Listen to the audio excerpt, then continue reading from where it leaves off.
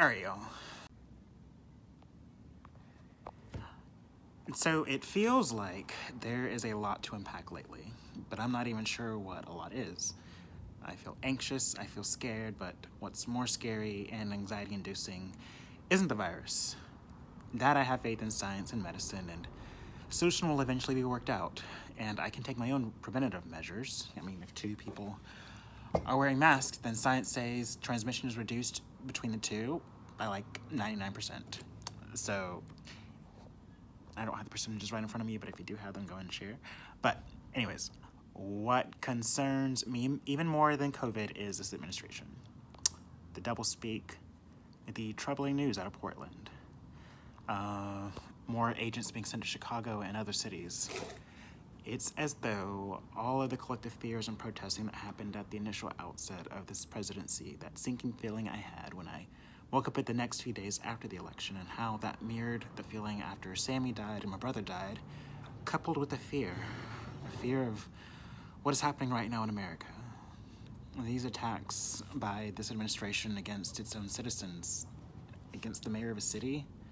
I mean, for me, what it sounds like we're headed to is a civil war, and that is truly terrifying.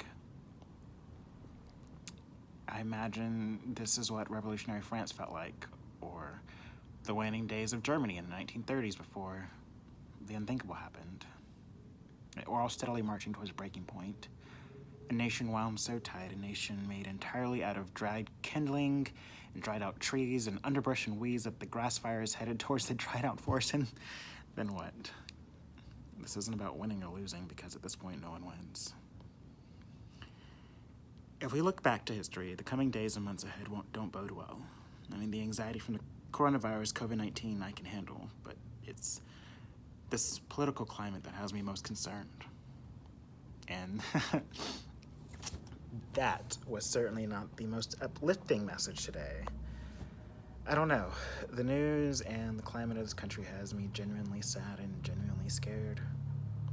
COVID seems easy to manage because other countries have navigated this, and we have a clear way to protect ourselves from this and manage infecting others. Like, it's pretty simple and pretty basic. It's been proven. What hasn't been proven is how to navigate out of the territory we all find ourselves in this country.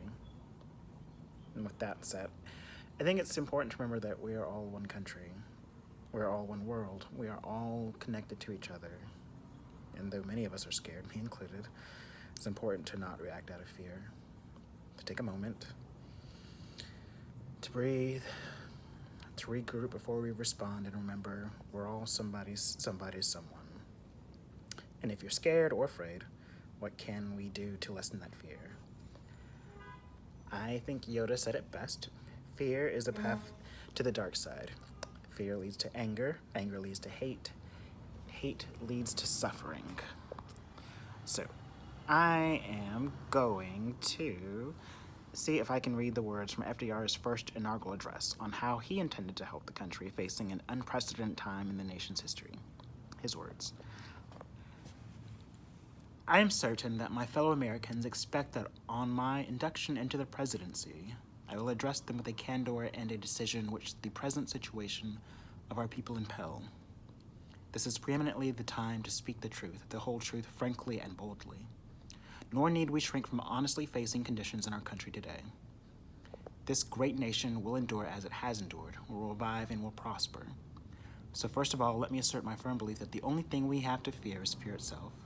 Nameless, unreasoning, unjustified terror which paralyzes needed efforts to convert retreat into advance.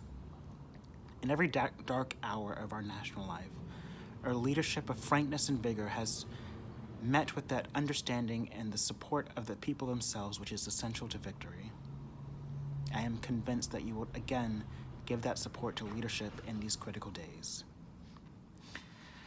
Today has certainly been an unusual day of bearing the lightness of being, and if you're getting motion sickness, so am I, because I don't have a steady hand. Like, it's not steady at all. I'm gonna record this, aren't I? Yes, I am. Right.